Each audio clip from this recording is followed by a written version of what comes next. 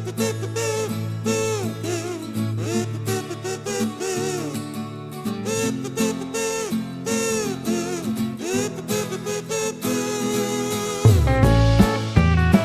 Students, कैसे हैं आप। स्वागत है आपका क्लास में। हम लेकर के आए हैं अध्याय नंबर 18 और आपकी पुस्तक का ये अंतिम अध्याय रहेगा।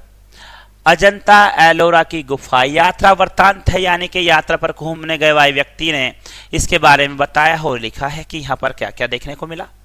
ठीक है, इसके बारे में हम पढ़ेंगे और जानेंगे। प्रस्तुत पाठ में अजंता और एलोरा की ऐतिहासिक गुफाओं से परिचय कराया गया है। ये गुफाएं हमारे इतिहास की धरोहर हैं। अजंता की 29 गुफाओं में 5 मंदिर हैं जिन्हें चैत्य गुफाएं कहा जाता है। इनमें केवल प्रार्थना उपासना की जाती थी। शेष 24 विहार गुफाएं हैं जिनमें बौद्ध भिक्षुक रहते हैं और पढ़ते लिखते हैं। एलोरा में कुल 36 गुफाएं हैं। 17 हिंदू मत की गुफाएं, 12 बौद्ध मत की और 5 जैन मत की। 2 साधारण। इस पाठ में उक्त गुफाओं के संबंध में विस्तार से बताया गया है कि जो बालकों के ज्ञान में अभिवृद्धि करेगा।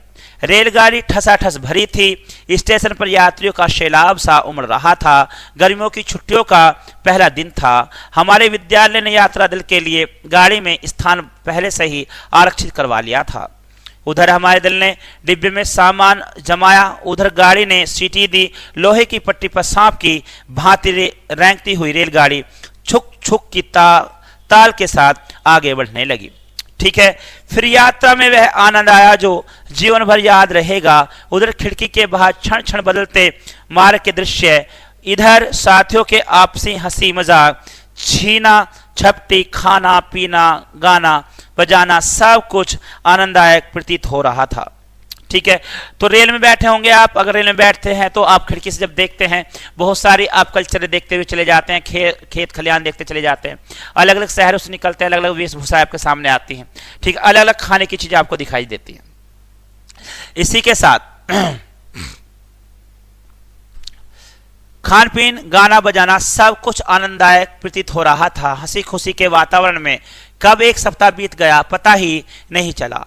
यात्रा के 7 दिन न होकर स्वपन लोक की 7 घड़ियां थीं। सवेरे 5 बजे हमारा दल जलगांव पहुंच गया।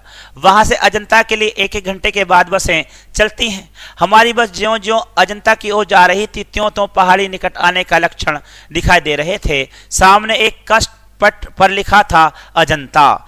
यही अजंता नामक गांव है, इस कारण इन गुफाओं का नाम अजंता की गुफाएं पड़ा। हमने देखा कि गांव के 3 और पहाड़ी हैं जिसकी गोद में बघेरा नदी बह रही है। हम एक पथ प्रदर्शक के साथ अजंता की गुफाएं देखने चल पड़े। उसने हमें बताया अजंता में छोटी बड़ी कुल 29 गुफाएं हैं। उनमें 5 मंदिर हैं जिन्हें चैत्य गुफाएं कहते हैं। अब देखिए 29 गुफाएं हैं, पर्वतों को तोड़ करके पहाड़ों को तोड़ करके बनाई गई हों। कितनी मेहनत से कितनी बड़ी कलाकारी दिखाई गई होगी। और वो भी 29 गुफाएं जिसमें जैन धर्म की गुफाएं हैं, बौद्ध धर्म की गुफाएं और हिंदू धर्म के वे उसमें मंदिर बने हुए हैं। तो वहां का दृश्य कैसा रहेगा प्यारे बच्चों, पढ़ते हैं आगे और बढ़ते हैं।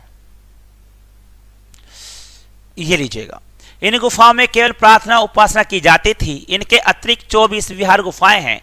इनमें बौद्ध भिक्षुक रहते और पढ़ते लिखते थे। ये सभी गुफाएं एक ही पहाड़ को काटकर बनाई गई हैं। हमने देखा कि गुफा में एक छेद से इतना प्रकाश आ रहा था कि उससे लगभग सारी गुफा जगमगा रही थी।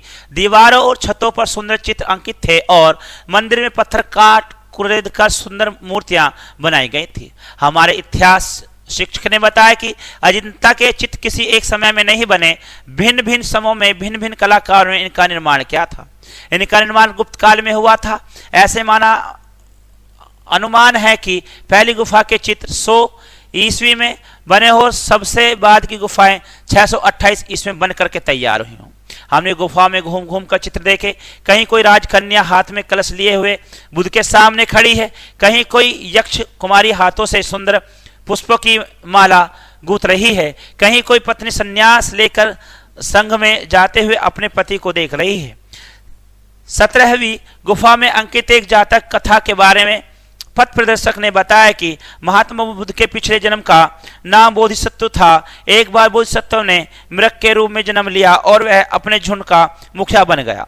एक दिन राजा उसी वन में शिकार खेलने आया। शिकारियों ने ऐसा जाल फैलाया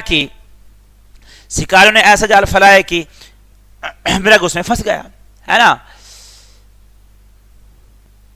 झुंड का मुखिया बन गया और राजा उसी वन में शिकार खेलने आया। शिकार ने ऐसा जाल फैलाया कि सारा झुंड उनके पकड़े में आ गया। अब होता क्या है आगे, राजा ने बोधिसत्व को आदेश दिया कि रसोई के लिए प्रतिदिन एक मृग मारा जाए। एक दिन एक गर्भवती हिरनी की बारी आई। उसे देखकर बोधिसत्व को दया आई। उसने राजा के सम्मुख उपस्थित होकर प्रार्थना की कि इस हिरनी के बदले मुझे मारकर इसे प्राणदान दिया जाए। इस घटना का राजा पर इतना प्रभाव पड़ा कि उसने सभी हिरणों को मुक्त कर दिया और भविष्य में जीव हिंसा न करने की प्रतिज्ञा ली। हम अजंता से एलोरा पहुंचे। ठीक है, अजंता से एलोरा की गुफाएं जाते हैं। ठीक है, इसके आगे बढ़ते हैं। अब होता क्या है यहां पर एलोरा में कुल 36 गुफाएं, वहां 29 थी, यहां पर 36 हैं। 17 हिंदू मत की गुफाएं हैं, 12 बौद्ध और 5 जैन धर्म की तथा 2 साधारण है। हम तो पहली गुफा देखकर ही चकित रह गए। इस काल में जब मनुष्य के पास आधुनिक यंत्र नहीं थे, केवल छेनी और हथौड़े से पहाड़ तराश कर ऐसी कला मंदिर बनाना सरल कार्य नहीं था। इन पत्थरों में बड़ी बड़ी गैलरियां हैं, छत हैं, स्तूप हैं। क्या मजाल कि एक स्तूप दूसरे स्तूप से तिल भर भी भिन्न हो। बौद्ध गुफाओं में विश्वकर्मा गुफा सबसे प्रसिद्ध है। इसमें महात्मा बुद्ध की एक विशाल मूर्ति खुदी हुई है। वही हमने एक तिमंजली गुफा भी देखी। तिमंजली होने के कारण ही इसका नाम 3 थल पड़ गया है। हिंदू गुफाओं में कैलाश मंदिर हमें सबसे अच्छा लगा। यह एक ठोस चट्टान को काटकर बनाया गया है। इसकी दीवारों पर चारों ओर देवी देवताओं की मूर्तियां खुदी हुई हैं। जैन गुफाओं में 2 मंदिर बहुत बड़े और इंद्र सभा मंदिर और जगन्नाथ सभा मंदिर, इनकी मूर्तियां अब अटूट हो गई हैं। हमारे इतिहास शिक्षक ने बताया कि इन गुफाओं का निर्माण 300 ईस्वी में आरंभ हुआ और 1300 ईस्वी तक ये चलता रहा, यानी कि इन गुफाओं में लगभग 1000 साल तक कार्य होता रहा। प्यारे बच्चों, ये गुफा हिंदू बौद्ध जैन धर्म का सुंदर संगम स्थल है। ठीक है, अब ये देखेगा 300 से शुरू होती है और 1300 तक चलती है। अब यहाँ पर होता क्या है, ठीक है, बनकर तैयार हुई। आज ये गुफाएं हिंदू बौद्ध और जैन धर्म का सुंदर संगम स्थल है। इस यात्रा में हमने अजंता एलोरा की कला के दर्शन किए। इससे बढ़कर और कौन सी ऐतिहासिक यात्रा हो सकती है। तो प्यारे बच्चों, ये एक ऐसी यात्रा रही जो आपने पढ़ के इसका आनंद लिया। अगर आप इसे देखने कभी जाएंगे तो आप कितना सीख पाएंगे, कितना जान पाएंगे। जैसे ये मानिएगा, मेरा भी मन कर रहा है कि मैं भी अभी उड़ चलूं और इसको देख करके आऊं। ठीक है, भारत में ऐसे ऐतिहासिक स्थल जैसे खुजरो, सांची का स्तूप, ये बहुत सारे स्थल और भी देखने के लिए आपको मिल जाएंगे। शब्द अर्थ की हम बात करते हैं। प्यारे बच्चों, शब्द अर्थ आपको अच्छे से याद करने चाहिए। ठीक है, आरक्षित सुरक्षित करना होता है। प्रतीत मालूम होता है। स्वप्नलोक कल्पना की दुनिया होता है। काष्ठ पट्ट लकड़ी की तख्ती होता है। पथ प्रदर्शक रास्ता दिखाने वाला होता है। प्रकाश रोशनी होता है। मुक्त आपका स्वतंत्रता होता है। प्यारे बच्चों, अंकित बने हुए है आपका। पुष्प फूल है आपका। मृग हिरण है। बधिक शिकारी है। आदेश आज्ञा है और सम्मुख आपका सामने है। तो प्यारे बच्चों, ये था आपका चैप्टर। ये किताब आपके यहाँ पर खत्म होती है। अच्छे से पढ़िएगा, अच्छे से समझिएगा। जो समझ में आए दोबारा से फिर से देखिएगा, किताब को उठाइएगा और पढ़िएगा।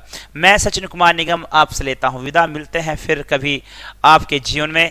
तब तक के लिए good day, good luck, good bye, जय हिंद।